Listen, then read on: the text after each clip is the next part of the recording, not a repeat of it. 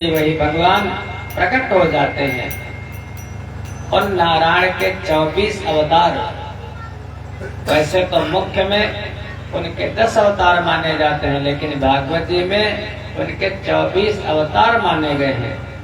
24 अवतारों की कथा है। पहला अवतार है सनकादि ब्रह्मा जी के मानस पुत्र। दूसरा अवतार भगवान ने लिया बाराह का। तीसरा अवतार लिया नारद का।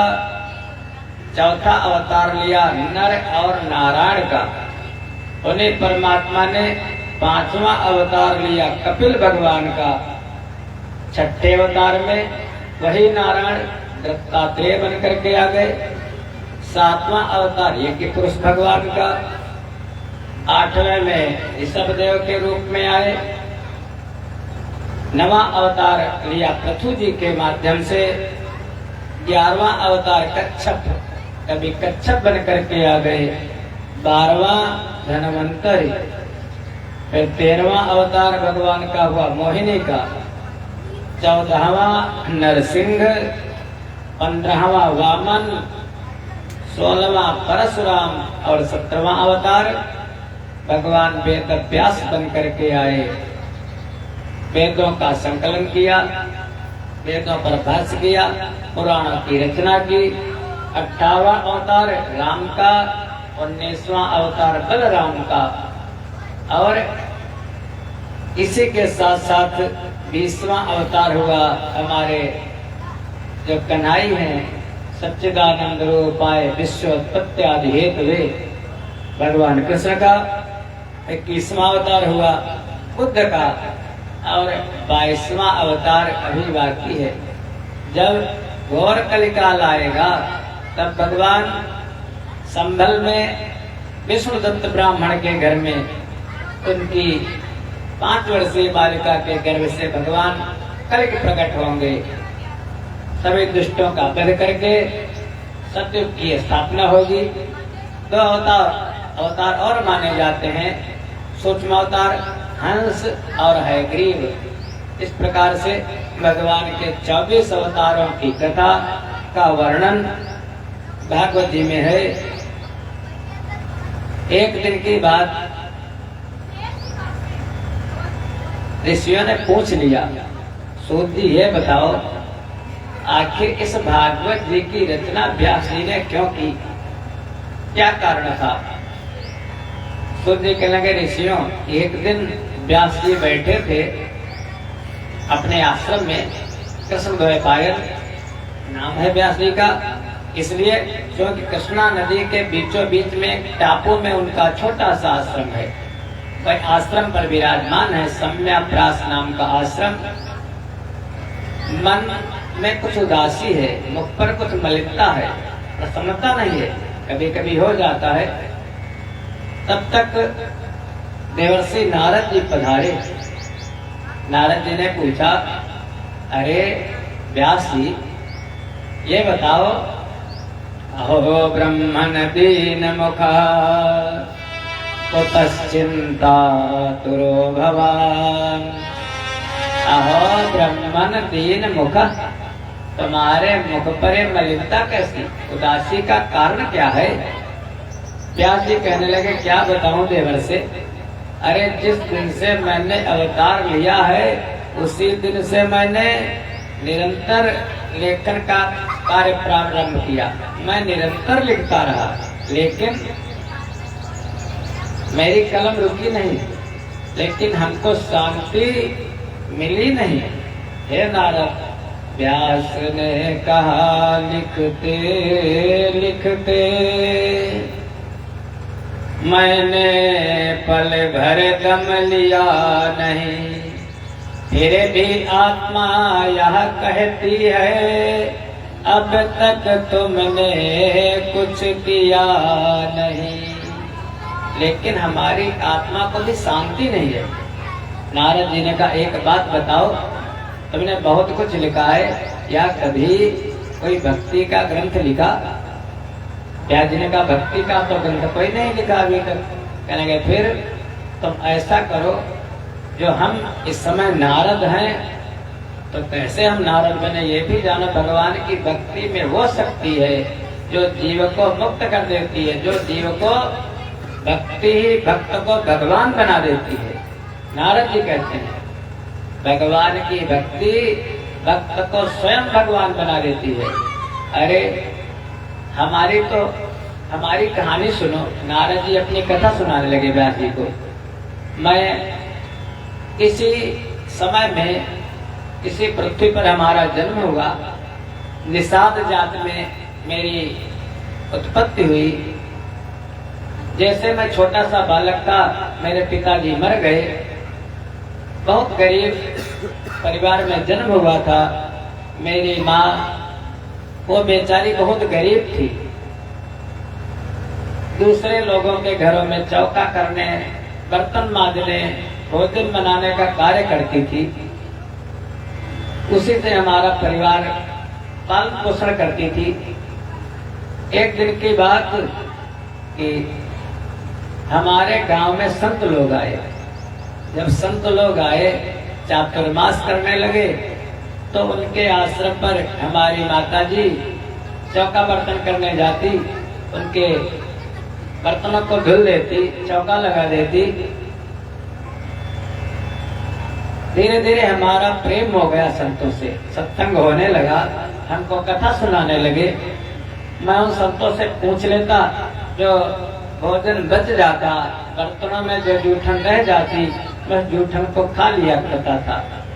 धीरे धीरे हमारे उस जूठन को खाने से, संतों की जूठन को खाने से हमारे मन के पाप नष्ट होने लगे। पूर्व जन्मों के पाप हमारे नष्ट हो गए। समय बीत गया, संत गांव को छोड़ करके चले गए, अगले किसी जगह चले गए। जब वो जाने लगे तो हमको अच्छा नहीं लगा। मैंने संतों की विनती की। उन संत महात्मा ने हमको एक मंत्र दिया, बालक इस मंत्र का जप करना।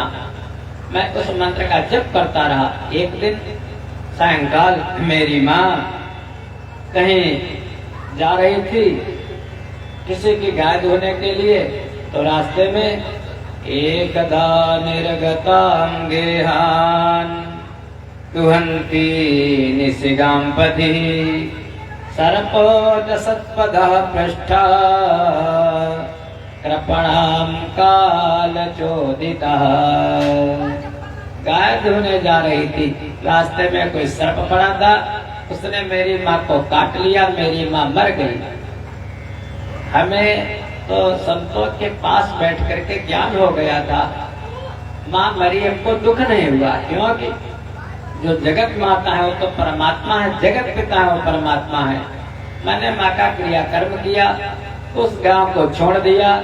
चलते चलते रास्ते में कितने पर्वत, कितनी नदियां, कितने गांव, कितने शहर पड़ते रहे, लेकिन मैं रुका नहीं। जा करके एक जगह पर मैं रुका। वहां पर किसी अस्वस्थ वृक्ष के नीचे मैं बैठा। हमारी अचानक समाधि लगी और उसी समाधि में हमको उन परमात्मा का दर्शन हुआ। जैसे बिजली चमकती है, ऐसे परमात्मा का दर्शन हुआ। मैंने चाहा कि फिर दर्शन करूं, लेकिन तब आकाशवाणी हुई, बेटा इस जन्म में नहीं, अब तुम सत्कर्म करते रहो, तब करते रहो, अगले कल्प में तुम बेटा हमारे पार्षद बनोगे, हमारे ही रूप में जन्म लोगे। तो मैं तो एक निषाद बालक था, लेकिन भक्ति के प्रभाव से, भगवान का भजन करने से आज हमको देवर्षि की पदवी मिली। मैं उन्हीं भगवान के रूप से प्रकट हो गया अगले कल्प में। तो भक्ति में बहुत शक्ति है, ऐसा बताया नारद जी ने। व्यास जी ने यही समझ करके श्रीमद् भागवत महापुराण की रचना की। सौनकादिक ऋषियों ने कहा, प्रभु अब मैं वह कथा सुनना चाहता हूँ। मैंने सुना है कि ये कोई राजा थे, जिन राजा का नाम था परीक्षित। उन परीक्षित को कभी श्राप लगा था और उनको सुखदेव जी ने कथा सुनाई थी। कथा यही थी जो आप हमको सुना रहे हो। तो सुखदेव जी कौन थे और परीक्षित जी कौन थे? कहने लगे सूत जी, हे ऋषियों, एक समय की बात है, महाभारत का घोर संग्राम हुआ, महाभारत का युद्ध हुआ। 18 चौड़ी सेना एक जगह इकट्ठी हुई और उस सेना में कोई बचा नहीं। उस सेना में बचे केवल 9 लोग, 5 पांडव, कृपाचार्य, कृतवर्मा, सात्यकी और अश्वत्थामा। और उसी समय भीम ने दुर्योधन की जंघा पर प्रहार किया गदा से। दुर्योधन मरा नहीं, लेकिन अधमरा अचेत अवस्था में वो जाकर के सरोवर में जाकर के छिप गया। हे ऋषियों, यथामृते कौरव संजयानां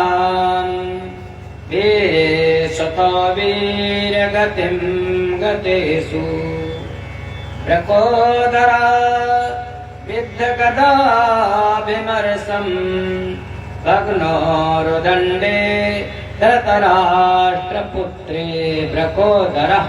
भीम ने प्रतिज्ञा की थी, दुर्योधन तू कहता है कि द्रौपदी को नग्न करके हमारी जंघा पर बिठाओ, मैं संकल्प प्रतिज्ञा करता हूँ एक दिन तेरी इस जंघा को मैं जरूर तोड़ूंगा।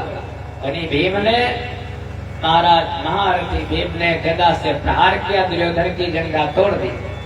जाकर के वो सरोवर में छिप गया। वहीं पर सायंकाल ये द्रोणाचार्य का बेटा, गुरु द्रोणाचार्य का जो पुत्र है जिसका नाम अश्वत्थामा, अश्वत्थामा गया और कहने लगा, राजन यदि तुम मुझको और पांडवों के शिविर में प्रवेश करता है, भगवान कहते हैं, भक्तों का भाव है कि जाके रक्षक चक्रधर हो, जो राम रक्षक तो कोई नहीं भक्षक। भगवान नाम रक्षा करने वाले तो कोई महाराज आपका बाल भी बांका नहीं कर सकता है। भगवान कन्हई, भगवान द्वारिकाधीश ने प्रतिज्ञा की थी, कुंती बुआ तुम्हारे 5 पुत्रों का कोई बाल बांका नहीं कर पाएगा, तुम्हारे 5 पुत्रों की रक्षा मैं करूंगा। भगवान पांडवों को लेकर के, उनको मालूम था त्रिलोकीनाथ तीनों कालों त्रिकालदर्शी लेकर के बाहर चले गए थे। जो पांडवों का शिविर था, उस शिविर में पांडवों के बालक सोए हुए थे।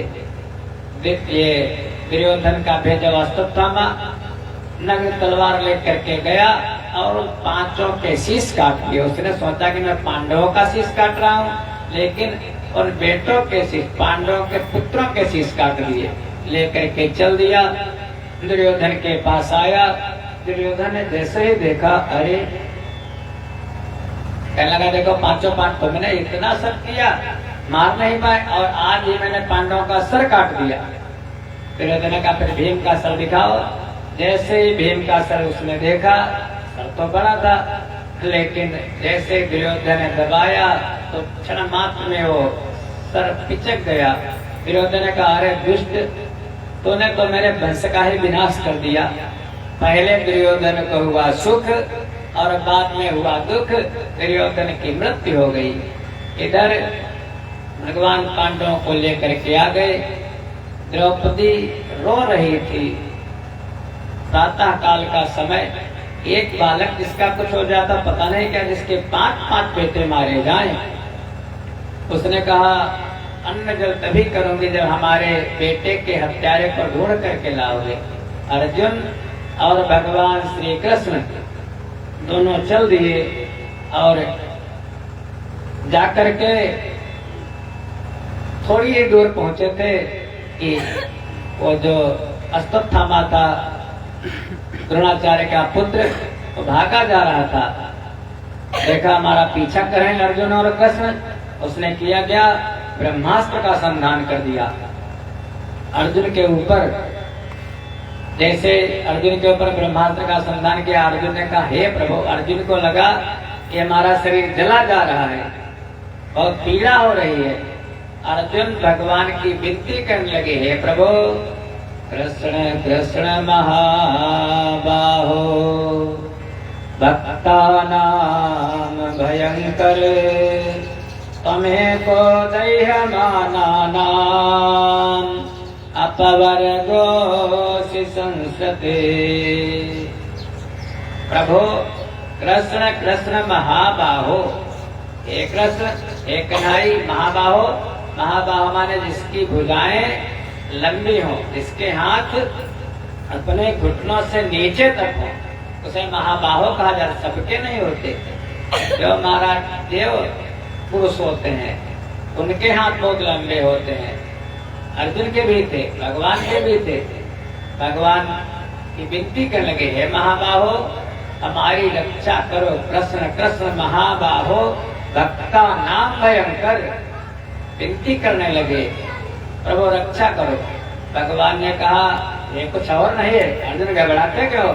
अरे ये अश्वत्थामा का छोड़ा हुआ ब्रह्मास्त्र है और ब्रह्मास्त्र के द्वारा ये ब्रह्मास्त्र का समन करो। ये चलाना जानता लेकिन रोकना नहीं जानता है।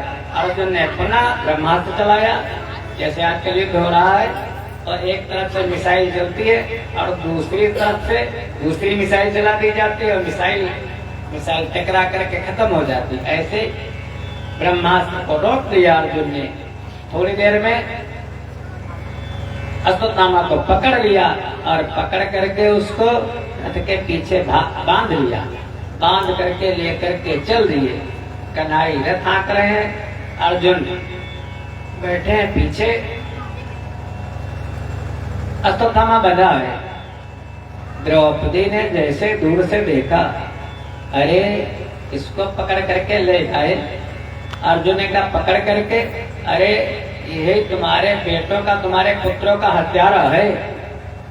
द्रौपदी कहने लगी, अरे तथा हृतं पशुवत पाशबद्धम् वांगमयं कर्म जुगुप्सितेन निरीक्ष्य कृष्णा अपगतं गुरो सुतं वाम स्वभावा कृपया ननां चा। अरे तथा हरतम पशुवत पाशबद्धम, कैसे बांध करके ला रहे हो? जैसे किसी पशु को बांधा जाता है, रस्सी में बांध करके ला रहे हो। अरे ये तो पहली तो बात ब्राह्मण, और दूसरी बात हमारे गुरु जी के पुत्र, इसलिए ब्राह्मण का वध करना ये तो बहुत बड़ा पाप है। ब्राह्मण नितराम गुरु, ब्राह्मण तो सबका गुरु होता है, इसलिए छोड़ दो। मुंचता मुंचता मेष ब्राह्मणो नितराम गुरु। मुंच माने छोड़ दो। अर्जुन बार बार विनती करने लगी। भगवान ने कहा क्या करूं? देखो पत्नी कह रही है कि छोड़ दो, लेकिन क्या पत्नी की, पिता की, माता की बात माननी चाहिए? यदि भगवान की बात है तो भगवान के आगे किसी की नहीं माननी चाहिए। अर्जुन ने कहा ठीक है, लेकिन देखा भगवान की तरफ। प्रभु हे द्वारिकाधीश बताओ हम क्या करें? इसको छोड़ दें या हम इसको मारें? भगवान ने कहा ऐसा है अर्जुन, इसको मारो भी और ना भी मारो, क्योंकि जो ब्राह्मण होता है ब्राह्मण का वध नहीं करना चाहिए।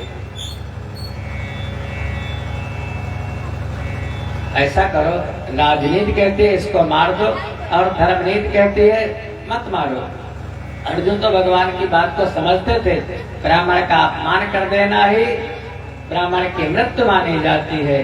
अर्जुन ने अश्वत्थामा का सिर मोड़ दिया, अपमान कर दिया और कहा जा भाग जा, भगा दिया। लेकिन दुष्ट जो होता है वो अपनी कला से चूकता नहीं। थोड़ी दूर जाने के बाद उसने सोचा अर्जुन तुमने तो मुझको छोड़ दिया है, लेकिन अब की बार मैं तुम्हारे वंश को ही नहीं रखूंगा, तुम्हारा पांडव के वंश का विनाश कर दूंगा। अर्जुन की जो बहू है जिसका नाम उत्तरा, उत्तरा के गर्भ में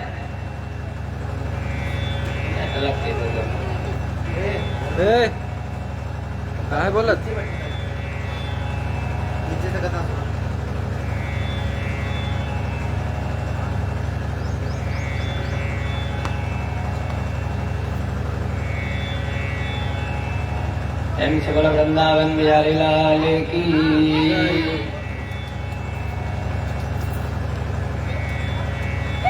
अर्जुन की बहू अभिमन्यु की पत्नी उत्तरा, उत्तरा के गर्भ है। इस बार फिर अश्वत्थामा ने प्रहार किया उत्तरा के गर्भ पर। उसी समय उत्तरा आकर के भगवान के चरणों में गिर गई। जब विपत्ति आती है, दुख आता है, तो हम लोग दुनिया वालों के चरणों में गिरते हैं, गले लगते हैं, लेकिन दुनिया वाले हमारे दुख को बांट नहीं सकते। जब विपत्ति आए, दुख आए, तो केवल भगवान की शरण में जाना चाहिए। वहां पर उत्तरा की सास भी बैठी है। कौन उत्तरा की सास? द्रौपदी। उत्तरा की अजिया सास भी बैठी है। कौन? माता कुंती। उत्तरा के ससुर भी बैठे हैं। कौन? अर्जुन।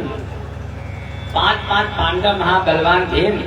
लेकिन उत्तरा किसी से अपना रोना नहीं रोई। कहते हैं इस दुनिया में तुलसी निज मन की व्यथा मन में राखो गोय, सुनिए अठिलई हैं लोग सब बांट न ले है कोय। यदि आप पर दुख आया है तो खुद सहो। यदि दुनिया वालों से कहोगे तो दुनिया वाले और तुम्हारी खिल्ली उड़ाएंगे, मजाक। जब तुम पर दुख पड़ेगा तो संसारियों को बड़ा आनंद आएगा, अरे बहुत बनते थे आज वो भी ठीक है। इसलिए सुनी अठिलई हैं लोग सब, दुख कोई बटाएगा नहीं महाराज, बांट ले बटाएगा अगर कोई तो भगवान। इसलिए भगवान के शरण में क्यों न जाओ। जब तुम दुखी होते हो तो लोगों को आनंद आता है। और ये तुम कामयाब हो गए, कामयाबी की मंजिल अगर तुम चढ़े, होंगे दुश्मन तुम्हारे हजारों खड़े। यदि कामयाब हो गए तो हजारों दुश्मन हो जाएंगे तुम्हारे। इसलिए बस भगवान की शरण में जाओ। उत्तरा से ये शिक्षा लो। उत्तरा ने किसी की तरफ देखा तक नहीं और जाकर के भगवान के चरणों में गिर गई। प्रभु पाहि पाहि महायोगिन देव देव जगतपते, नान्यं तदभयं परमे यत्र मृत्यु परस्परम्। हे कन्हई, हे द्वारिकाधीश, हमारी रक्षा करो, हमारे गर्भ की रक्षा करो। हमारा गर्भ ऐसा लगता है कि जला जा रहा है। विनती करने लगी उत्तरा, हे प्रभु आहा मामा मोहन दासी पर आज दया कीजिए, मेरे प्राणों को ले लीजिए, पर मेरा गर्भ बचा लीजिए। चाहे हमारे प्राण चले जाएं प्रभु, लेकिन हमारे गर्भ की रक्षा करो। उस समय भगवान ने उत्तरा को माँ का दर्जा दिया है। वैसे भगवान किसी के गर्भ में नहीं जाते, ना तो माता कौशल्या अम्बा के गर्भ में गए, ना तो माता देवकी के गर्भ में गए, लेकिन उत्तरा के गर्भ में भगवान प्रवेश करते हैं। भगवान जन्म नहीं लेते, भगवान प्रकट होते हैं। भय प्रकट कृपाला दीन दयाला। लेकिन उत्तरा के गर्भ में प्रवेश करके जो गर्भ जल गया था उत्तरा का ब्रह्मास्त्र के द्वारा, और भगवान ने उसी गर्भ में प्राणों का संचार कर दिया। इसीलिए कहते हैं जो भगवान का चिंतन करता है भगवान उसकी चिंता करते हैं। भगवान की जो याद करता है भगवान उस पर दया करते हैं। गीता में भगवान कहते हैं 9वें अध्याय के 22वें श्लोक में, अनन्यास चिन्तयन्तो माम ये जना पर्युपासते, तेषां नित्याभियुक्तानां योगक्षेमं वहाम्यहम्। हे अर्जुन, जो मेरा अनन्य चिंतन करता है, अनन्य माने निरंतर मेरा ही चिंतन करता है, सबका ममता ताग बटोरी, दुनिया में जरा से भी जिसकी आसक्ति नहीं, न माता से, न पिता से, न भाई से, न धन से, न परिवार वालों से, न दुनिया वालों से, केवल हमसे ही इसका लगाव है। मैं तेरे अंदर उसके योग और क्षेम का वहन करता हूँ। योग माने जो प्राप्त नहीं, अप्राप्त की प्राप्ति, और क्षेम माने जो प्राप्त हो गया उसकी रक्षा। भगवान योग और क्षेम का वहन करते हैं। इसलिए भगवान ने उत्तरा के गर्भ की रक्षा की। फिर एक दिन भगवान ने कहा अब मैं द्वारिका चला जाऊंगा। भीम ने रोक लिया, कन्हई कुछ दिन के लिए रुक जाओ। बहुत कहा, थोड़े दिन के रुक गए। एक दिन फिर जाने को तैयार हुए तो बहुत प्रेम था पांडवों का कन्हई से। अर्जुन ने कहा प्रभु कुछ दिन के लिए और रुक जाते, फिर कुछ दिन के लिए रुक गए। एक दिन फिर कहा आज तो चला ही जाऊंगा। तब बुआ जी आ गई, कुंती बुआ। भगवान ने कहा बुआ जा रहा हूं। कुंती ने कहा थोड़े दिन और रुक जाते। भगवान ने कहा बुआ मैं तुम पर बहुत प्रसन्न हूँ, कुछ वरदान मांग लो। कुंती ने भगवान की विनती की, हे प्रभु कृष्णाय वासुदेवाय देवकी नंदनाय च नंद गोपकुमाराय गोविंदाय नमो नमः। नमः पंकजनाभाय नमः पंकजमालिने नमः पंकजनेत्राय नमस्ते पंकजांघ्रे।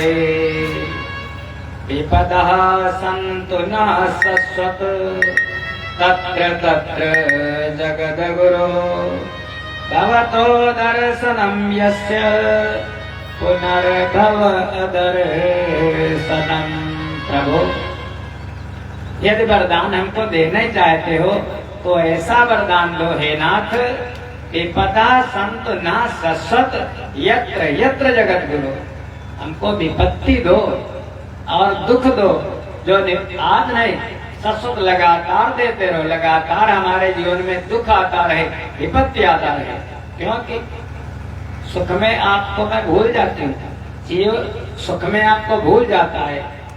जब तक हमारे यहाँ दुख रहा, हमारे पुत्रों को जहर दिया गया, लाक्षागृह में जलवाया गया, जंगल में आक्रमण करवाया गया, लेकिन जगह जगह पग पग पर मेरी रक्षा की।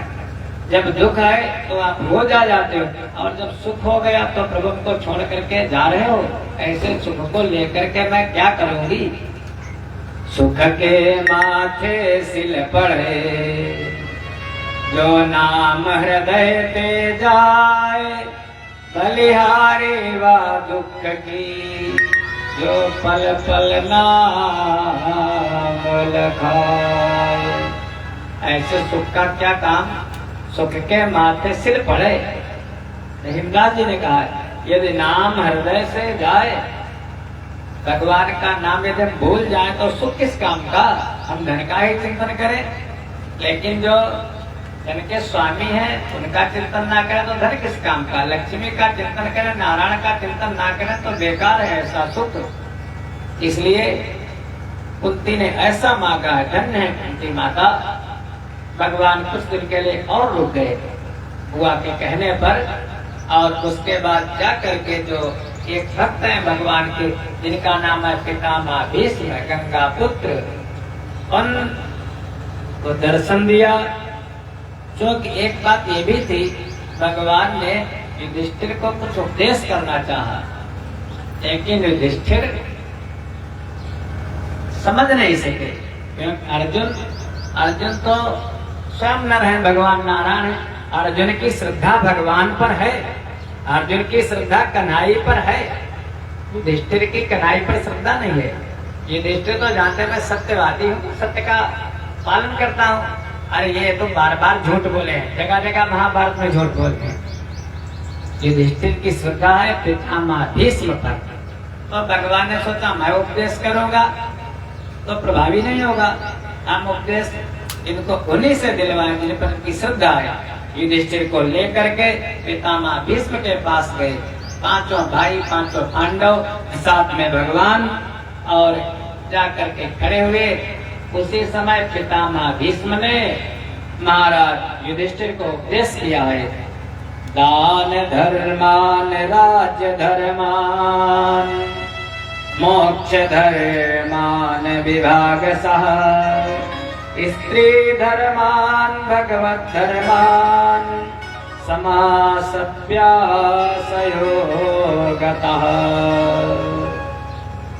जितने राज धर्म, स्त्री धर्म, भ्रातृ धर्म, पुत्र धर्म, सब धर्मों को उपदेश किया पितामह भीष्म ने। युधिष्ठिर को संतुष्टि मिली। तब तक भीष्म ने देखा तो तीनों लोकों के स्वामी हमारे सामने खड़े हैं। सूर्य भी दक्षिणायन से उत्तरायण में आ गया है। अब देर किस बात की। पितामह भीष्म ने भगवान को नमन किया। कहने लगे, हे कृष्ण, एक हमारी कन्या है, एक हमारी बालिका है। सब सन्न रह गए। अरे पितामह भीष्म, ये तो बाल ब्रह्मचारी, और एक कहते हैं हमारी एक कन्या है। पितामह भीष्म कहने लगे, हमारी कन्या का वर्ण करो।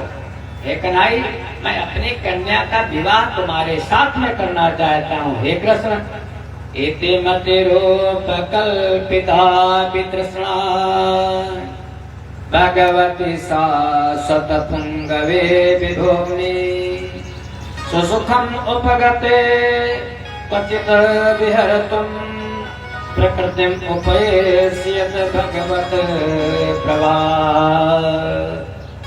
इति मति रूप कल्पिता वितृष्णा, हमारी मति रूपी जो कन्या है, मति रूपी कन्या में हमारी जरा सा भी खोट नहीं है, जरा सा भी दाग नहीं है। उस हमारी मति रूपी कन्या को स्वीकार करो और अपना मन, चित्त, बुद्धि, अहंकार सब कुछ भगवान के चरणों में लगा करके और पितामह भीष्म ने प्रस्थान किया अपने महाप्रयाण को। इस प्रकार पितामह भीष्म की सदगति हुई। 2 बार भगवान का नाम लेते हैं, उसके बाद भगवान की थोड़ी कथा और थोड़ा करेंगे।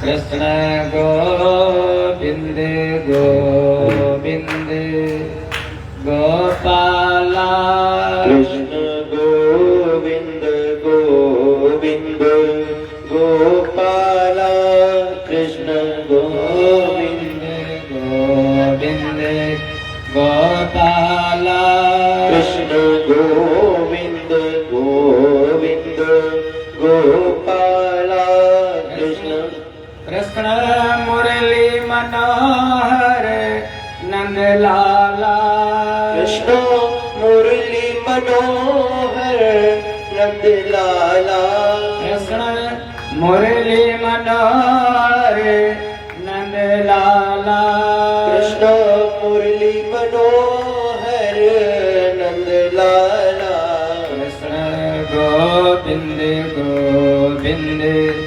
गोपाला, कृष्ण गोविंद गोविंद गोपाला, कृष्ण गोविंद गोविंद गोपाला, कृष्ण गोविंद गोविंद गोपाला, कृष्ण मुरली मनोहर नंद लाला, वो मेरा मुरली मनोहर नंद लाला, कृष्ण गोविंद गोविंद गोपाला, कृष्ण गोविंद गोविंद गोपाला, गोविंद गोविंद गोपाला, कृष्ण गोविंद गोविंद गोपाला, मुरली मनोहर नंद लाला, कृष्ण मुरली मनोहर नंद लाला, गोविंद गोविंद गोपाला, कृष्ण गोविंद गोविंद गोपाला, कृष्ण गोविंद गोविंद गोपाला,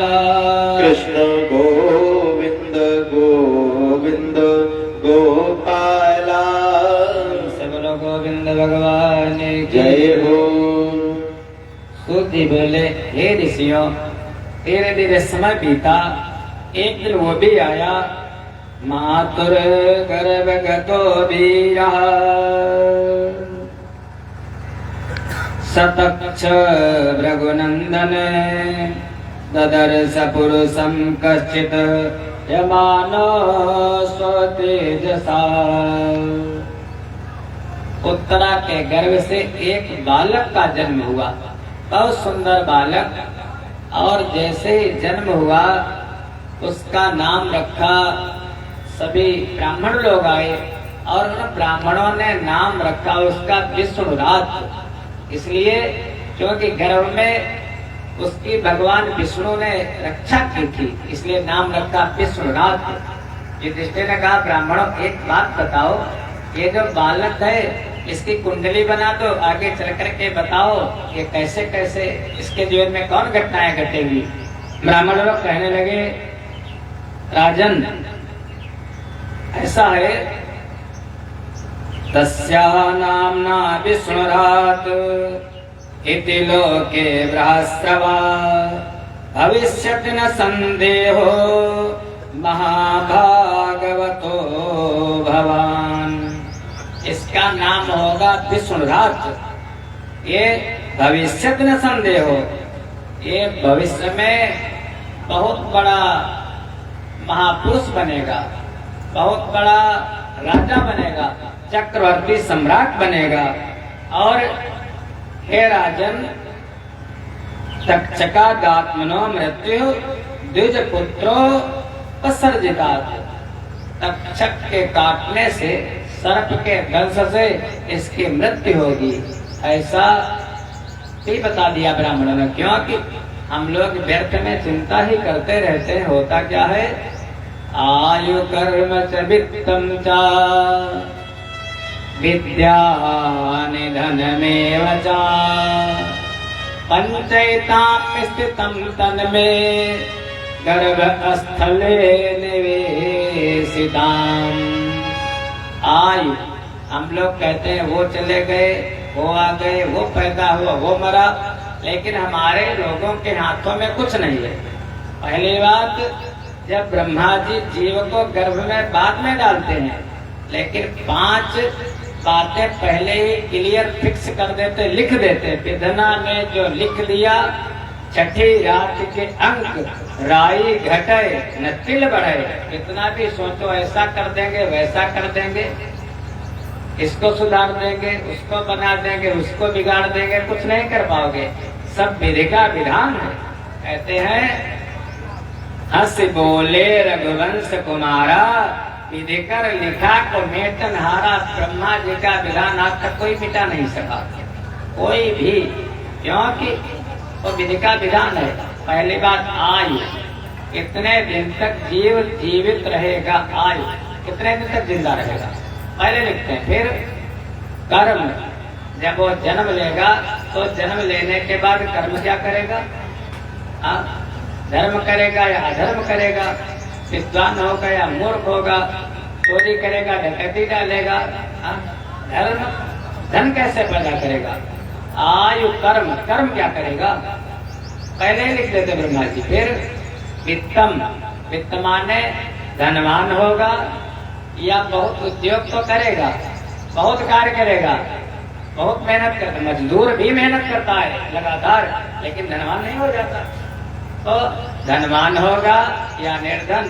आयु कर्म च वित्तम च विद्या, विद्वान होगा या बिल्कुल मूर्ख होगा, गंवार होगा, क्या होगा।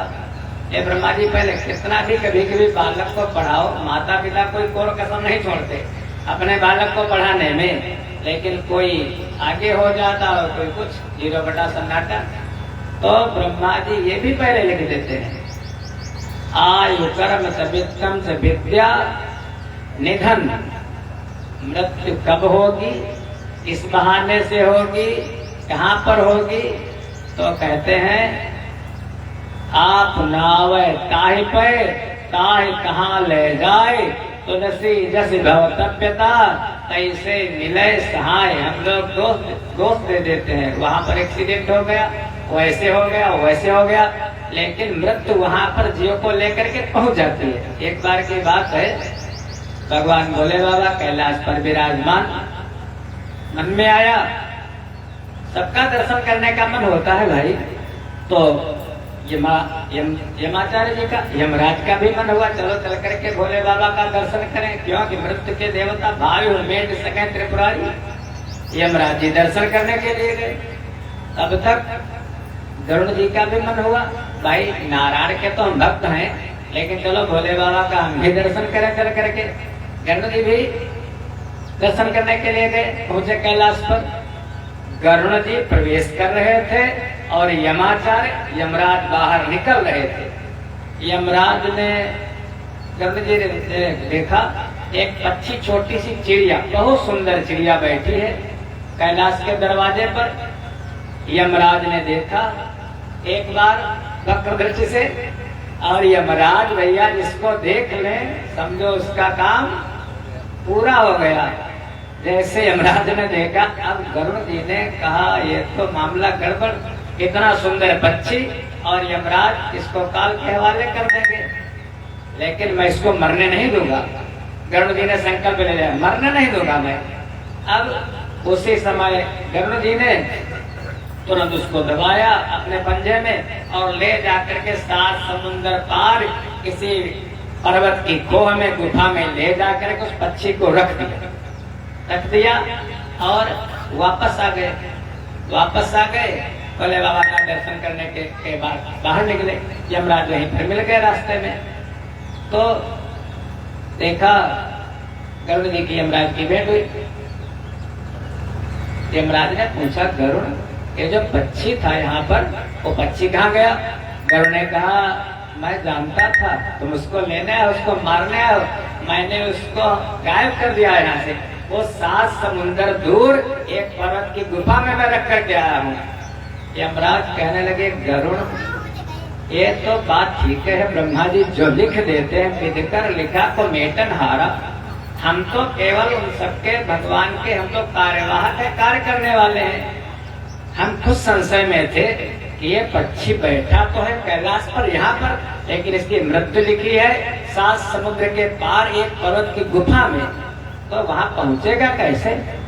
और वहीं पर कोई बिल्ली, कोई हिंसक जीव वो उसका वध करेगा, साफ कर देगा, खा जाएगा। तो गरुड़ तुमने तो मेरा काम आसान कर दिया। इसी को कहते हिले रोजी और बहाने मौत, आप नावे ताहि पे ताहि कहाँ ले जाए। व्यर्थ में हम लोग दोष दे देते, जब मृत्यु आ जाएगी महाराज तो फिर वो घड़ी हर गिज न टाली जाएगी, मारे करे गोली गिराली जाएगी। जरे सिकंदर का यहीं पर रह गया, यूनान का महान सिकंदर, तो कहते सिकंदर महान है, काहे का महान?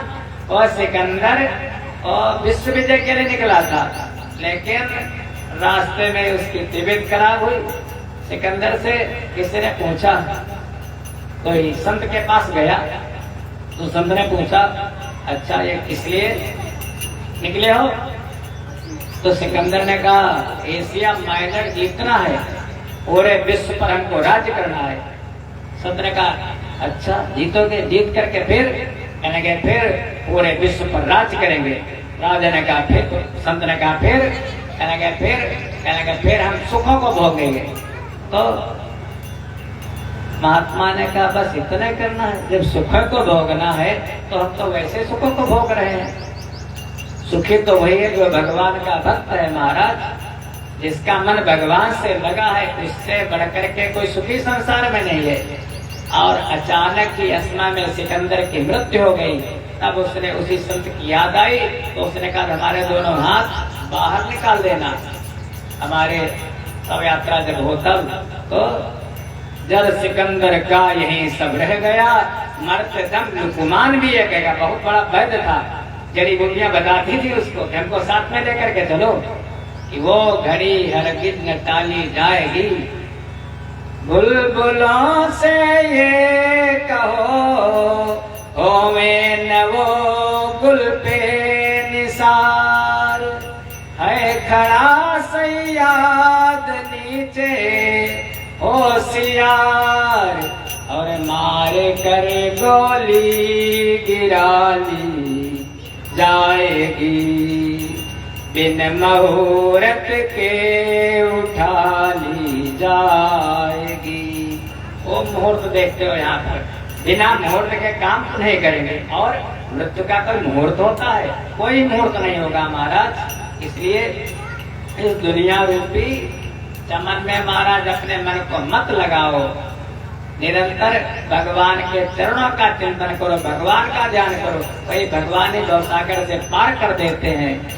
तो आप नाव ताय पे ताय कहाँ ले जाए, तक्षक के द्वारा इसकी मृत्यु होगी। ब्राह्मणों ने घोषणा कर दी। धीरे धीरे समय बीता। विदुर जी भी यात्रा से वापस आ गए। बहुत दिन बीत गए। जब महाभारत का युद्ध प्रारंभ हुआ था, राजसू यज्ञ जब किया है महाराज युधिष्ठिर ने, तो उस राजसू यज्ञ में सब हैं। उसमें बलराम भी है, विदुर जी भी है, भगवान तो हैं ही। लेकिन जब युद्ध की घोषणा हो गई तो विदुर ने कहा अब हम युद्ध में नहीं रहेंगे। विदुर जी तीर्थों को चले गए थे। यदि विदुर जी होते तो महाभारत का हो सकता युद्ध चल जाता। बलराम भी तीर्थों को चले गए। भगवान ने किसी न किसी बहाने उनको भी टरका दिया था। अगर बलराम होते तो बलराम जी का चेला था दुर्योधन, भगवान बड़े भाई के आगे क्या कर पाते, तो बलराम भी चले गए थे। अब विदुर जी तीर्थ में से वापस आए। यहाँ पर सब कुछ हो चुका था। विदुर ने कहा अरे धृतराष्ट्र, इतना समय बीत गया, अब भी तुम आसक्ति लगा, तुम्हारा सारा कुल नाश हो गया, कोई नहीं बचा। अब भी तुम यहाँ पर पांडवों के टुकड़ों पर पड़ रहे हो। धृतराष्ट्र ने कहा अरे नहीं, अरे दादा विदुर, ये युधिष्ठिर बड़ा प्रेम करता है।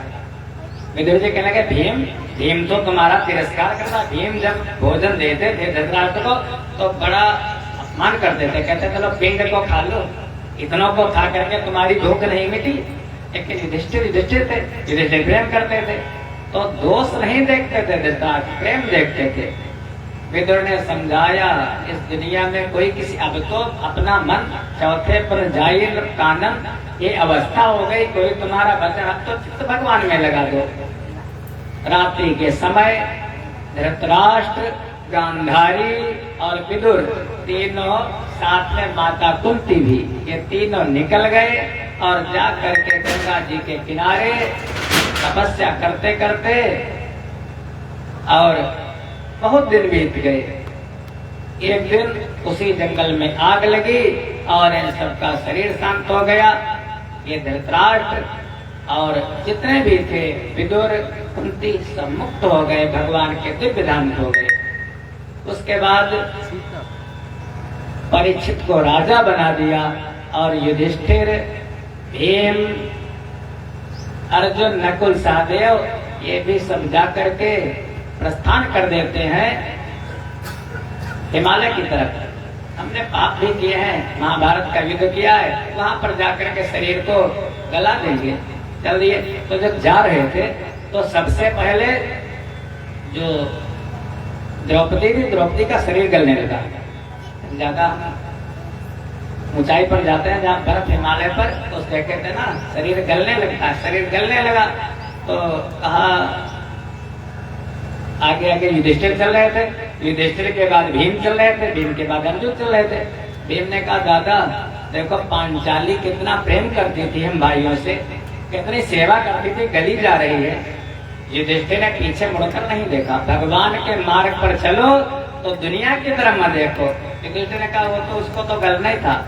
भीम वो बराबर प्रेम नहीं करती थी, द्रौपदी अर्जुन से ज्यादा प्रेम करती थी, हम चारों भाइयों से उतना प्रेम नहीं करती थी। उसके गलने का पहले गलने का कारण यही है, एक बुद्धि थी। फिर उसके बाद सहदेव गलने लगे, कहने लगे सहदेव को अपनी विद्वता का बड़ा अभिमान था, गर्व था, हमसे बढ़कर के कोई विद्वान नहीं, कोई पंडित नहीं है। उनके गलने का कारण ये है। फिर भीम कहने लगे, देखो दादा, वो नकुल अपना भैया कितना सुंदर था, वो भी गला जा रहा है। ये देखने का उसको भी अभिमान था, उसको अभिमान था अपनी सुंदरता का, हमसे बढ़कर के तो सुंदर नहीं है पृथ्वी पर। कहने के फिर कहने के अब अर्जुन गांडीवधारी, अर्जुन गले जा रहे हैं। कहने के अर्जुन को भी अभिमान था, अर्जुन को अभिमान था हमसे बढ़कर के धनुर्धर नहीं है, इसलिए अर्जुन भी गल गए। बाद में जब भीम का शरीर गलने लगा, भीम ने कहा अब तो मैं भी जा रहा हूँ। युधिष्ठिर ने पीछे मुड़कर नहीं देखा। कहने के भीम, तुमको अपने बल का बड़ा गर्व था, ये जो जीव का अहंकार है, अभिमान, यही तो कारण बन जाता है। इसलिए यहाँ पर रह करके अहंकार और अभिमान का त्याग कर देना चाहिए। युधिष्ठिर सदैव स्वर्ग को गए, साथ में एक कुत्ता युधिष्ठिर के चल रहा था। तो जैसे पहुंचे तो ऐसा है वर्णन कि धर्मराज आए हैं लेने के लिए। युधिष्ठिर से कहा चलो, तो रास्ते में नरक का दर्शन हुआ युधिष्ठिर को। नरक का दर्शन किस लिए हुआ? क्योंकि युधिष्ठिर ने थोड़ा झूठ बोल दिया था। जब द्रोणाचार्य जी की मृत्यु आने का समय था, वैसे तो मर नहीं सकते थे, उनको वरदान था इच्छा मृत्यु का, लेकिन भगवान ने कहा ऐसा करो, एक अश्वत्थामा नाम का जो हाथी है उस हाथी को मार दो, और मारने के बाद तुम कह देना युधिष्ठिर तुम्हारी बात को कोई टाल नहीं सकता, तुम सत्यवादी हो, तुम कह देना अश्वत्थामा मारा गया, अश्वत्थामा मर गया। युधिष्ठिर ने कहा ना, हम नहीं बोलेंगे, झूठ नहीं बोलेंगे। देखो भगवान अर्जुन से जो कहते हैं अर्जुन भगवान की मानते हैं, युधिष्ठिर की भगवान पर कोई श्रद्धा नहीं है। अर्जुन की श्रद्धा है, लेकिन युधिष्ठिर की सत्य पर श्रद्धा है, और भगवान को भगवान नहीं मानते। युधिष्ठिर ने कहा हाँ, जब बहुत कहा सबने, अरे बोल दो थोड़ी देर के लिए। युधिष्ठिर ने कहा अच्छा ठीक है भाई, बोल देंगे, नहीं तो जीत नहीं पाएंगे। तो युधिष्ठिर बोले अश्वत्थामा हतो वा, अश्वत्थामा मारा गया। ऐसे इतना कहा, द्रोणाचार्य ने अपने अस्त्र शस्त्र उठा करके नीचे रख दिए। बस युधिष्ठिर ने, वो तो सत्यवादी थे, थोड़ा सा कुचलना आगे लगा दिया। क्या लगा दिया? नरोवा कुंजरोवा, अश्वत्थामा मारा तो गया, लेकिन हमें ये नहीं मालूम नर मारा गया या कुंजरो, हाथी का भी नाम था, हाथी को मार दिया था भीम ने, हाथी मारा गया। ये पता, जब इतना ही बोल रहे थे तो भगवान ने शंख बजा दिया। वो खाली इतने सुन पाए द्रोणाचार्य, अश्वत्थामा हतो, अश्वत्थामा मारा गया। उसी समय अर्जुन ने द्रोणाचार्य का वध कर दिया। इतना जैसे उनकी सत्य पर श्रद्धा थी, यदि भगवान पर श्रद्धा होती तो नरक का दर्शन नहीं होता। उनकी वो एक जुड़े थे, सत्य सत्य सत्य। लेकिन हमको कहाँ कहाँ पर सत्य बोलना चाहिए। अभी कोई अगर कसाई गाय को लिए जा रहा है और गाय छूट जाए यहाँ से, कसाई तुमसे पूछे या गाय को तुमने देखा, गाय किधर गई, ये तुमने कह दिया हाँ इधर गई, तो समझो तुमने पाप कर दिया। नहीं बोलना चाहिए, वहां पर झूठ बोलना चाहिए। स्त्री सुनर्म विवाहे चा प्रत्यर्थे प्राण संकटे गो ब्राह्मण हिंसायाम। गाय और ब्राह्मण की हिंसा के समय झूठ बोल देना चाहिए, वहां पर सत्य नहीं बोलना चाहिए। इतना झूठ बोलने के लिए युधिष्ठिर को नरक का दर्शन करना पड़ा। युधिष्ठिर ने कहा ऐसा करो, नारकी जीव जो थे नरक में, उन्होंने कहा अरे भोगो साधो क्षणम तिष्ठ, थोड़ी देर के लिए रुक जाओ। युधिष्ठिर ने कहा रथ को रोक, आगे नहीं जाएंगे।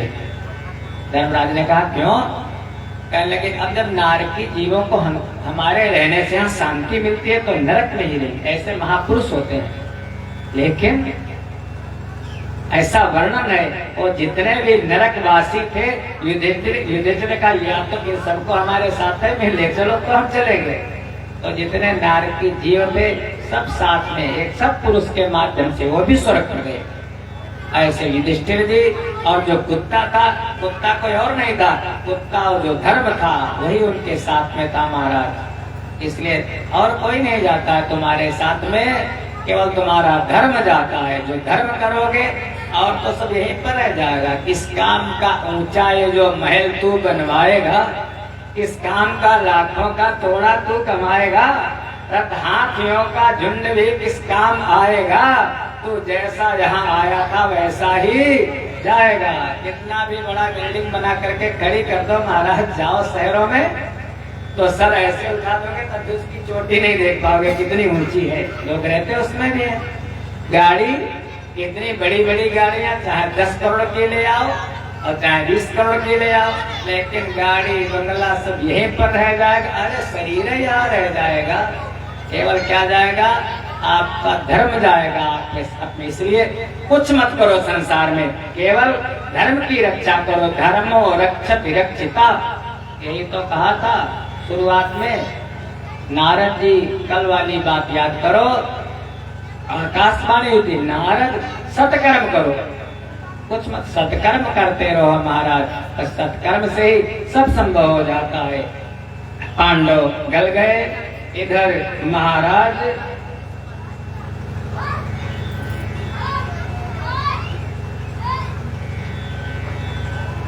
परीक्षित राजा बने, परीक्षित सम्राट बने। और एक राजा है, सा उत्तर से तनया उपये मैरावती, जन्मे जयादि चतुरस्यात् उत्पादयत तत्सुतान्। एक राजा उत्तर, जिनकी पुत्री का नाम इरावती, इरावती के साथ परीक्षित का विवाह हुआ। सबसे बड़े बेटे उनका नाम जन्मेजय, 3 पुत्र और हुए, 4 बेटे हैं। पूरी पृथ्वी के उस समय एक छत्र सम्राट है। पृथ्वी इतनी बड़ी पृथ्वी है, खाली भारत में ही तो आप जहां जहां पर जा सकते हो, जहां जहां पर तुम्हारे पैर रुक सकते हैं, वो पृथ्वी है। चाहे अमेरिका चले जाओ, चाहे रूस चले जाओ, जितने, वो पूरी सप्तपुरी वती महिम पूरी पृथ्वी के सम्राट है महाराज परीक्षित के।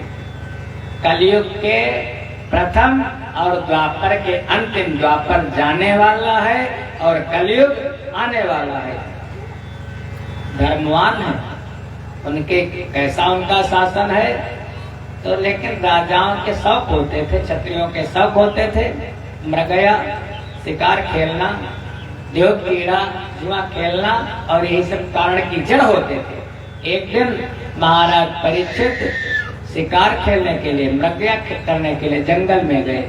तो जंगल में गए, वहां पर देखा क्या, तत्र गोमिथुनम राजा हन्यमानम अनाथवत् दंडहस्तं चाव्रसलं दद्रसे नपलांछनम्। तत्र गोमिथुनम, राजा शिकार खेलने के लिए जंगल में गए। वहां पर एक आश्चर्य देखा कि एक बैल भागा भागा जा रहा है, एक गाय भागी भागी जा रही है, और गाय के पीछे एक बैल भागा भागा जा रहा है। बैल के पीछे एक बहुत बलवान, बहुत ही दुष्ट, जो बहुत ही भारी शरीर, काला काला लंबा पुरुष, हाथ में डंडा लेकर के उस बैल को पीट रहा है। और इतना पीटता है, इतना पीटता है, उसके पैरों को तोड़ डालता है। एक नहीं, 3 पैरों को तोड़ दिया उसने, उस बैल के एक करके। परीक्षित ने कहा, अरे हमारे यहाँ, हमारे राज्य में ये कैसा है? क्योंकि पूछा, तुम कौन हो? परीक्षित ने प्रश्न किया। केचित् कल्पवसना आहुरात्मानमात्मना दैवमन्ये परे कर्म स्वभावमपरे प्रभुम्। परीक्षित ने पूछा, तुम कौन हो? बैल कहने लगा, राजन, ये जो आप देख रहे हो गाय, ये गाय नहीं है, ये पृथ्वी है। ये पृथ्वी कितना भी इस पर महाराज भार पड़ जाए, ये कभी भार से पीड़ित नहीं होती है। इस पृथ्वी पर आप चाहे जोतो, चाहे खोदो, चाहे गड्ढा बनाओ, चाहे मल करो, चाहे मूत्र करो, गंदा डालो, कूड़ा डालो, और निकलते तो आप लोग कहाँ से हो? पृथ्वी से ही निकलते हो ना। पृथ्वी से जो वनस्पतियां होती हैं, उन्हीं को खा करके पिता माता रज और खून रक्त और रज वीर के द्वारा आप गर्भ में आते हो और फिर जाते कहाँ हो? पंच महाभूत से मिलकर के शरीर बना है और इन्हीं पंच महाभूतों में पृथ्वी जल अग्नि वायु आकाश इन्हीं में एक दिन समाहित हो जाता है। सबका कारण पृथ्वी, पृथ्वी से उत्पत्ति और पृथ्वी में ही एक दिन मिल जाना है। ये पृथ्वी है, लेकिन ये राजन कब दबती है? जब बाहर से पीड़ित हो जाती, जब दुष्ट उत्पन्न हो जाते हैं, जब आतताई क्रूर राक्षस उत्पन्न हो जाते हैं तो दब जाती है ये। और मैं तो राजन देखो, सतयुग में मेरे 4 चरण थे, त्रेता में 3 रह गए, द्वापर में 2 रह गए और अब कलयुग आने वाला अब एक और तोड़ दिया। ये पीछे जो कहने लगे वृषभ रूपी धर्म राजन दुख का कारण, कोई कोई दुख का कारण अपने आप को बताता है, दुख का कारण मैं हूँ। कोई कोई दुख का कारण प्रारब्ध को बताता है, हमारे प्रारब्ध में था वैसा दुख मिला हमको। कोई कोई दुख का कारण अपने कर्म को बताता है, हमारे कर्म के द्वारा दुख मिला। कोई कोई दुख का कारण स्वभाव को बताता है, कोई कोई दुख का कारण ईश्वर को ही बताता है, हाय भगवान ने दुख दे दिए, ईश्वर को बताता है। राजन अब इनमें कौन सा मत ठीक है, आप हमें बताओ। तो धर्म रूपी बैल कहता है राजन आप बताओ इसमें कौन सा मत ठीक है। धर्मम बप्रीस धर्मज्ञ धर्मो शिवर स्वरूप धग यद धर्मक का स्थानम सूचकस्यापि तद भवेत। धर्म का उपदेश करने वाले वृषभ हमें लगता आप ही धर्म है। परीक्षित कहने लगे ऐसा धर्म का उपदेश करते हो, हमें तो लगता आप ही धर्म है वृषभ देवता। अपने अपने को दुख देने वालों को, अपने आप को दुख देने वालों को आपने नहीं बताया। हम लोग क्या करते हैं, अगर हमको जरा सा भी किसी ने दुख दे दिया तो हम कहते हैं हाय उसने हमको दुख दिया। कोई कहता है, उसी प्रश्न का उत्तर है, कोई कहता है ईश्वर ने दुख दिया, कोई कहता है कर्मों ने दुख दिया, कोई कहता है इन्होंने दुख दिया, कोई कहता है इन्होंने दुख दिया। लेकिन जो महापुरुष लोग होते हैं वो दुख का कारण किसी को महाराज बताते नहीं है। वो जो भी हुआ वो बीत गया, बताया नहीं, धर्म ने कुछ नहीं कहा। इसलिए परीक्षित बार बार विनती करने लगे धर्म से और कहने लगे बताया तुमने इसलिए नहीं, सूच कस्याप तब भवे।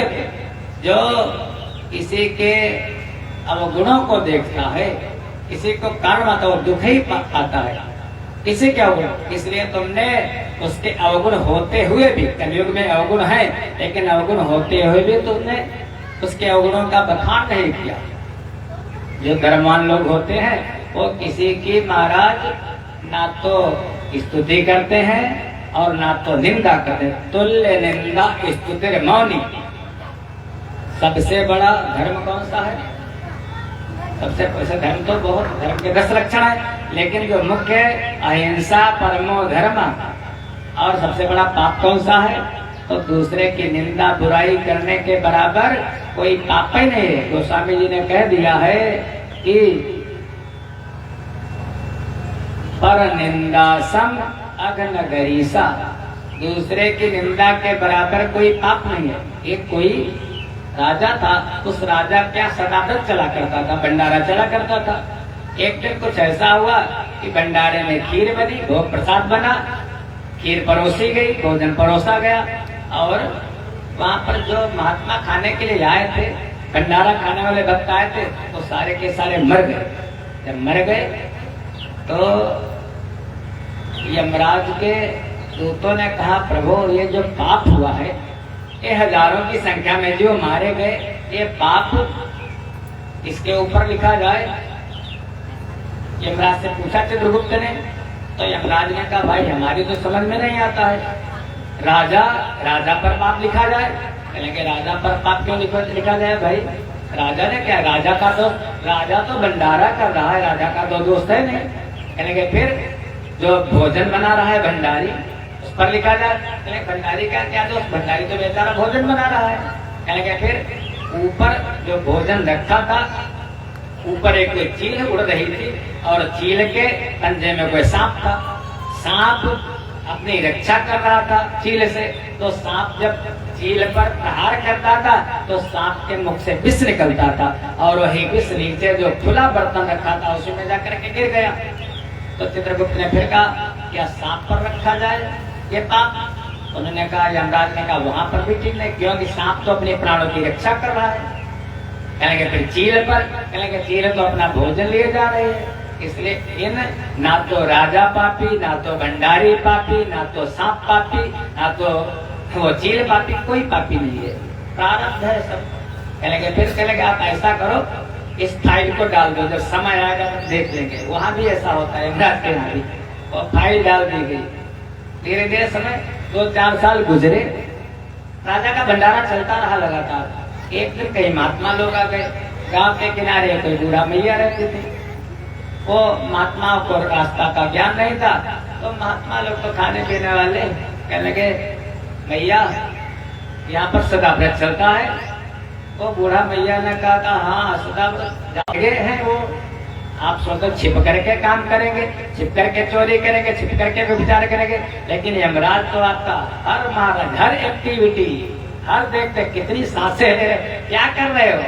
यमराज को पता चला कि लाओ चित्रगुप्त फाइल लाओ वाली। चित्रगुप्त लेकर के आ गए। कहने जो पाप था वो पाप इसी बुढ़िया के मत्थे मर दो। वो जो 1000 आदमी मरे थे ये पापिनी बुढ़िया है। चित्रगुप्त ने कहा कुछ समझा नहीं प्रभु, आप तो यमाचार्य हो। कहने के इसको दूसरे की निंदा करने में, दूसरे के दोष देखने में बड़ा आनंद आता है। तो आपने अगर किसी दूसरे के दोष देखे, बहुत कहते कुछ खाली बोली उसको गाली दे ये सारा बहुत गुलाम है। कह दिया आपने, समझो आपने पाप ले लिया, उसका पाप बटा लगे। एक उंगली तो जा रही उसकी तरफ और 3 उंगलियां तो तुम्हारी तरफ आ रही। अरे जो जैसा करेगा वैसा भरेगा भैया, आप क्यों दोष ले रहे हो? आप मत लो ऐसे। इसलिए पर निंदा सम अघनगरीसा। परीक्षित कहने लगे सूत कस्यात तद भवेत। इसीलिए तुम किसी के दूसरे के दोषों को भी नहीं बताते हो, वास्तव में तुम धर्म हो। अब तपः शौचम दया सत्यम यदि पादाकृते कृतः।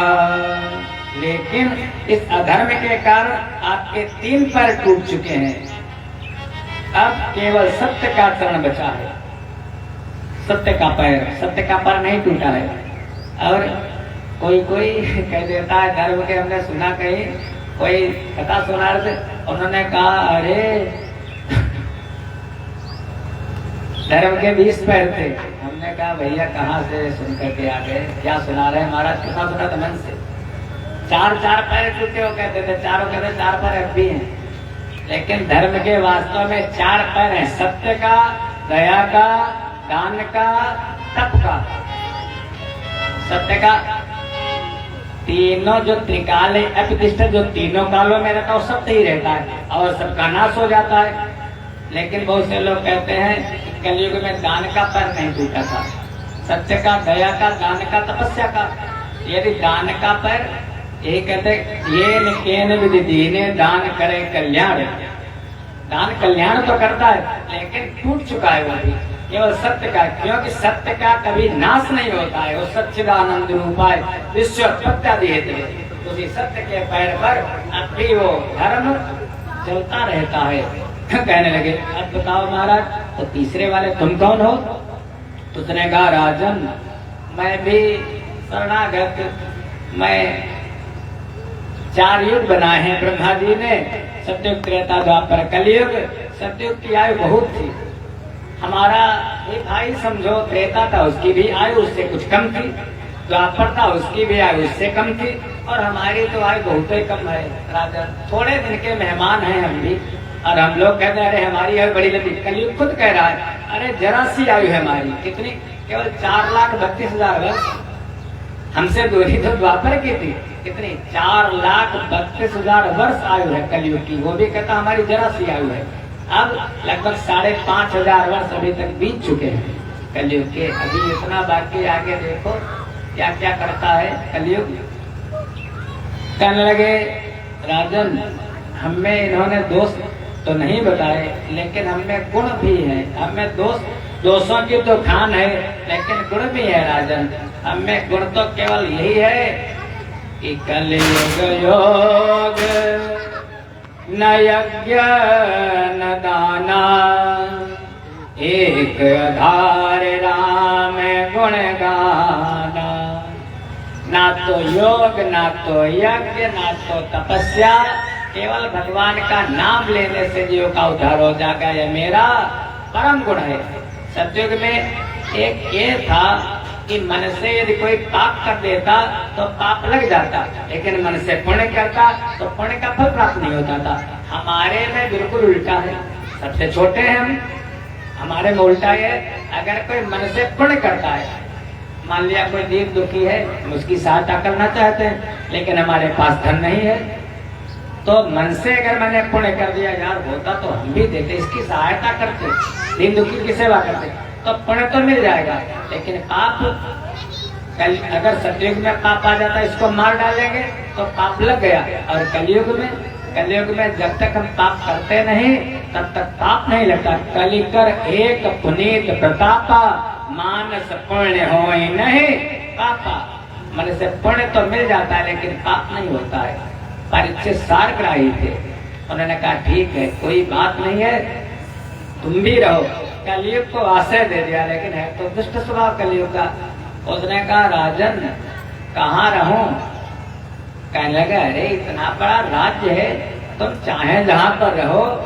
कहने लगे 4 स्थान तुमको रहने के लिए बताता हूँ। परीक्षित ने कहा कलयुग से, कलयुग द्योतम पानम स्त्रिया सोना, यत्रा धर्म चतुर्विधा। द्योतम, जहाँ पर जुआ खेला जाता हो, जहाँ पर सट्टा बाजार हो, जहाँ पर वो जुआ माने मनोवृत्ति, इतना लगाओ इतना मिले, जिसकी मनोवृत्ति में जुआ हो वहां पर रहो। द्योतम पानम, जहाँ पर मदिरालय हो, जहाँ पर दारूबाजी हो, ठेका और शराब का, वहां पर रहो। फिर तीसरा, जहाँ पर द्योतम पानम स्त्रिया, जहाँ पर वैश्याएं हो वहां पर रहो। और सोना, जहाँ पर हिंसा होती हो, जहाँ पर बड़े बड़े स्लॉटर हाउस है महाराज। अभी सुना था कहीं पर कि इस समय जितना ज्यादा प्रॉफिट सरकार को गोवध से हो रहा है, इतना ज्यादा प्रॉफिट और किसी मद से नहीं हो रहा। गोवध से और मदिरा से जितना ज्यादा सरकार कमाती, इतना और किसी से नहीं कमाती है। तो कल्याण कैसे होगा जब गौ माता का संधारण होता रहेगा महाराज, और समाज को भ्रमित करने के लिए मंदिरालय खोलते रहेंगे, तो समाज का धर्म की रक्षा कैसे होगी? जब ब्राह्मण सताए जाएंगे, गाय सताई जाएंगी, तो धर्म कैसे बचेगा महाराज? क्योंकि गाय से बढ़कर के तो महाराज गावो विश्व से मात्रा। परीक्षित ने रक्षा की है गौ माता की और बैल रूपी धर्म भगवान की। कहने लगे, कलयुग हाथ जोड़ करके खड़ा हो गया। परीक्षित महाराज आप कह देते हमारे देश से निकल जाओ, मैं निकल जाता, लेकिन पूरी पृथ्वी पर तो आपका शासन, मैं जाऊं कहाँ?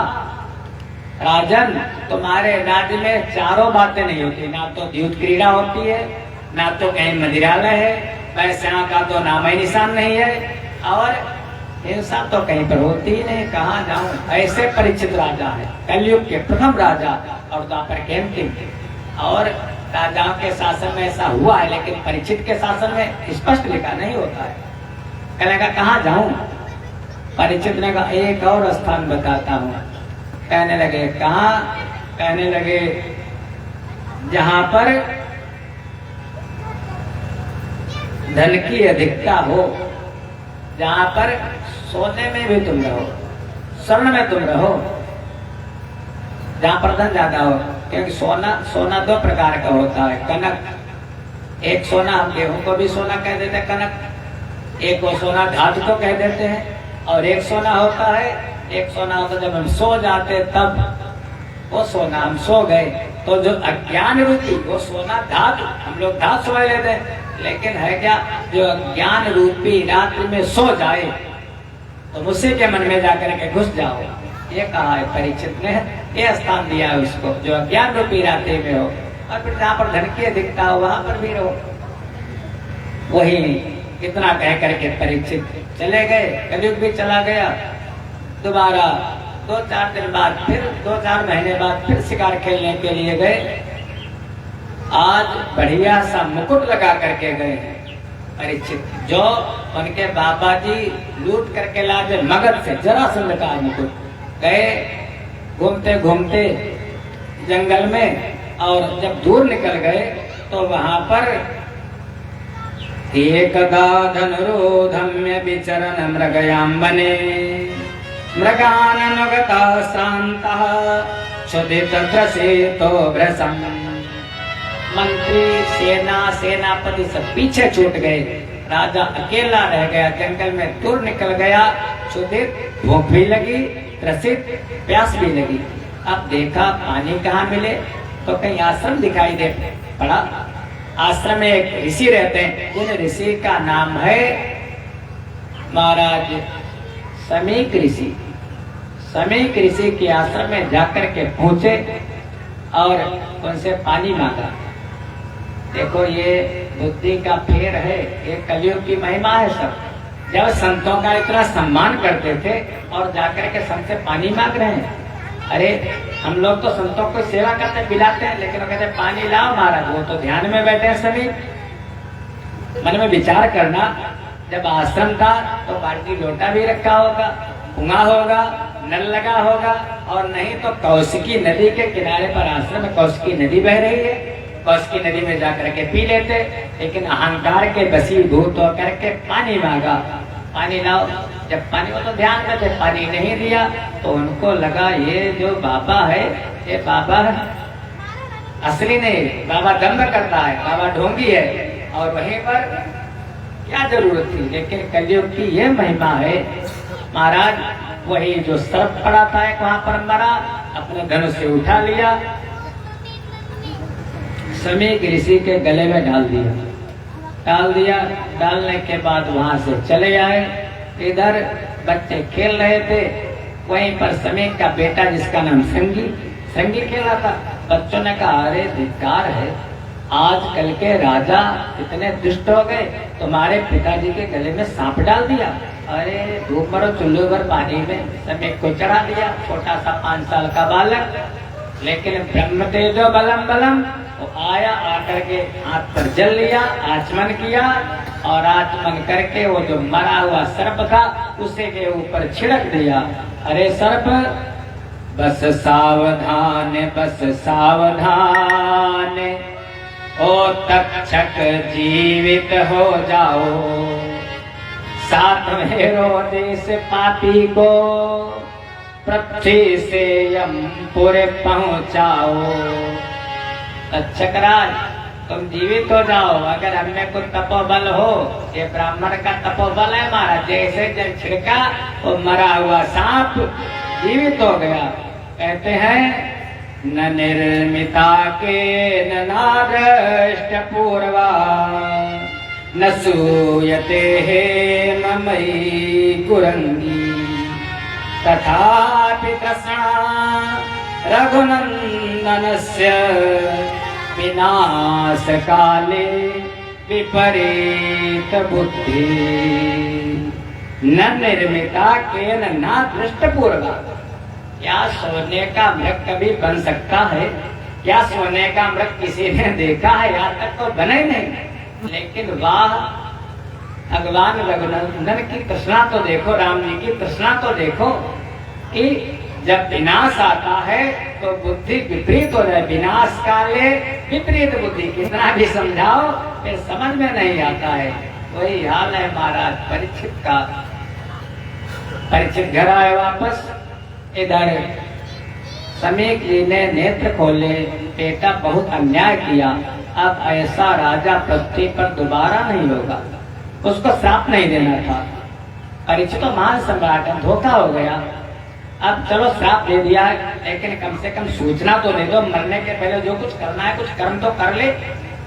परीक्षित के यहाँ आकर के संगी कहने लगा, राजन आज के साथ शाम का समय है। परीक्षित ने जैसे ही वो मुकुट उतार करके नीचे रखा, जल पिया, तैसे याद आया, हाँ याद तो बड़ा अपराध हो गया, मैं तो ब्राह्मणों की निरंतर सेवा करता रहता था, आज एक ब्राह्मण संत के गले में मैंने मरा हुआ सांप डाल दिया। अरे हे भगवान, इतना पाप! अरे सांप डालने से पहले मैं मर गया होता, पाप ना होता हमसे। भगवान तो भगवान बड़ा प्रेम करते थे परीक्षित से, जो इच्छा करी हो मनमानी। परीक्षित अगर ऐसी बात है, प्रायश्चित है, तो आज नहीं 7 दिन बाद तुम मर जाते, ऐसा भगवान की प्रेरणा। लेकिन रक्षा तो करेंगे हम तुम्हारी, जहाँ भक्त मेरे पग धरे वहां धरूं मैं हाथ।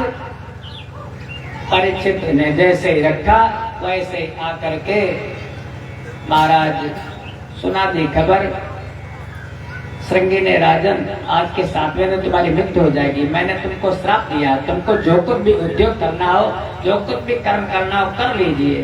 परीक्षित ने कहा चलो ये भी ठीक हुआ, सायंकाल का समय है, उसी समय जब मृत्यु आती है तो वैराग्य होता जाए, ऐसे तो भय नहीं, लेकिन हमको बता दिया जाए कि बस महाराज कल मर जाओगे, तो फिर ये सब भूल जाएगा महाराज, मृत्यु का भय ऐसा होता है।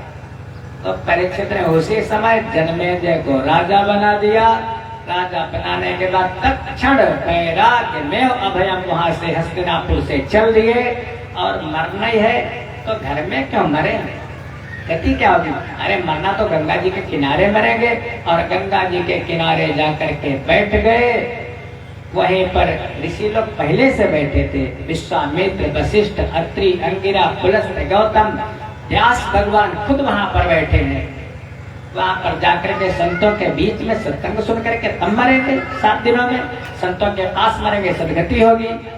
भगवान ने सोचा परीक्षित की मैंने गर्भ में रक्षा की थी, तब किसी ने बाण से प्रहार किया था, और आज हमारे भक्त पर विपत्ति आई है, किसी ने शब्द के द्वारा प्रहार किया है, शब्द माने वाणी के द्वारा श्राप दिया है। तो शस्त्र से तो शस्त्र काटा जा सकता है, और बात के द्वारा बात काटी जा सकती है। तो भगवान का एक अवतार हुआ, प्रेम से बोलो सुखदेव भगवान की। सबका अवतार कहा जाता सुखदेव जी का, बहुत सुंदर है। अलच्छलिंगो निजलाभ तुष्टो प्रतश्चवालैर अवधूत वेशः द्वै अष्टवर्षं सुकुमार पादम। अलच्छलिंगो निजलाभ तुष्टो, जिनको लिंग भेद नहीं, सुखदेव को यही नहीं मालूम है स्त्री है या पुरुष है, इन्हें मैं क्यों? सुखदेव जी जब आगे आगे जा रहे हैं, व्यास जी पीछे पीछे रोते रोते जा रहे, बेटा रुक जाओ, बेटा रुक जाओ। जब माताएं स्नान कर रही थी कहीं पर नदी के किनारे, तो सुखदेव जी 8 वर्ष, 8 दूनी 16, बुद्धि है 8 साल के बालक की, और उम्र है 16 साल के बालक की। माताओं ने अंगों को ढका नहीं, ऐसे स्नान करते नहीं। सुखदेव जी निकल गए, और जैसे व्यास जी पीछे से जाने लगे, तो माताओं ने अपने अंगों को ढक लिया।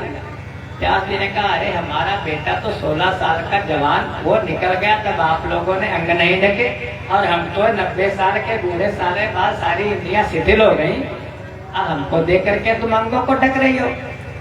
उन स्त्रियों ने कहा गुरुदेव व्यास जी महाराज, जो तुम्हारा बालक है वो यही नहीं जानता स्त्री कौन है पुरुष कौन है, और आपको तो ये मालूम है स्त्री कौन है पुरुष कौन है, आपको ये मालूम, इसलिए मैंने आपका पर्दा किया। ऐसे है सुखदेव भगवान, बहुत सुंदर है। जब जा रहे हैं लंबे लंबे बाल कमर तक, लंबे लंबे हाथ, बच्चे लोग पत्थर मारते हैं, पत्थर बालों में उनके पता नहीं छोटे छोटे कितने लंबे लंबे जटाओं में फंसे। स्त्रियां उनके पीछे पीछे इतने सुंदर है, पीछे पीछे चल देती हैं। जाकर के यम गंगा जी के किनारे सुखदेव जी बैठे, जैसे बैठे वहां पर जितने ऋषि लोग थे वो उठ करके खड़े हो गए। राजा परीक्षित भी उठ करके खड़े हो गए। महाराज अब जब देखा स्त्रियों ने, अरे इतने बड़े बड़े लोग उठ करके खड़े हो गए, स्त्रियां तो वहां से अपना घूंघट सरकाई पीछे को चल दी, और बालक लोग जो पत्थर मार रहे थे उन्होंने सोचा अरे राजा उठ करके खड़ा हुआ, इसका मतलब है कोई बहुत महान आदमी है। बच्चे भी डर करके वहां से भाग गए। व्यास जी भी उठ करके खड़े हो गए, वहां पर हैं बालक, लेकिन अपने यहाँ दो वृद्ध माने जाते हैं, बूढ़े दो होते हैं। कौन बूढ़? एक तो बूढ़ा होता है जो शरीर से बूढ़ा हो गया, उसको हम लोग कहते हैं वयोवृद्ध। जो शरीर से बूढ़ा है वो वयोवृद्ध। और कितना भी बूढ़ा हो महाराज, और कितना भी छोटा बालक हो, वो संत हो, वो कथा सुनाता तो बड़े से बड़े बुजुर्ग आकर के उसको प्रणाम कर लेते हैं। वो होता ज्ञान वृद्ध। वयोवृद्ध से श्रेष्ठ होता ज्ञान वृद्ध। वयोवृद्ध बहुत से बैठे हैं, लेकिन ज्ञान वृद्ध है सुखदेव जी। सब उठ उठ करके प्रणाम करते हैं। परीक्षित भी प्रणाम करने लगे। सुखदेव जी ने कहा, क्या बात है राजन, क्यों उदास हो? परीक्षित ने कहा, प्रभु आज के 7वें दिन मेरी मृत्यु हो जाएगी बस। तो कहने लगे, फिर घबराते क्यों हो? मैं हूं ना। अब डॉक्टर के पास आप जाओ और डॉक्टर आपसे अगर कह दे, अरे हाँ इतनी बड़ी मर्ज अब हमारे बस की नहीं, तुम समझो जीते जी मर गए, भले को छोटे सा बुखार हो और भले को आपको कैंसर हो, और डॉक्टर कह दे अरे मैं हूं ना, घबराते क्यों, बचा लेंगे तुमको। वो रोगी ठीक हो जाता, आधी मर्द तो उसकी पहले खत्म हो जाती है।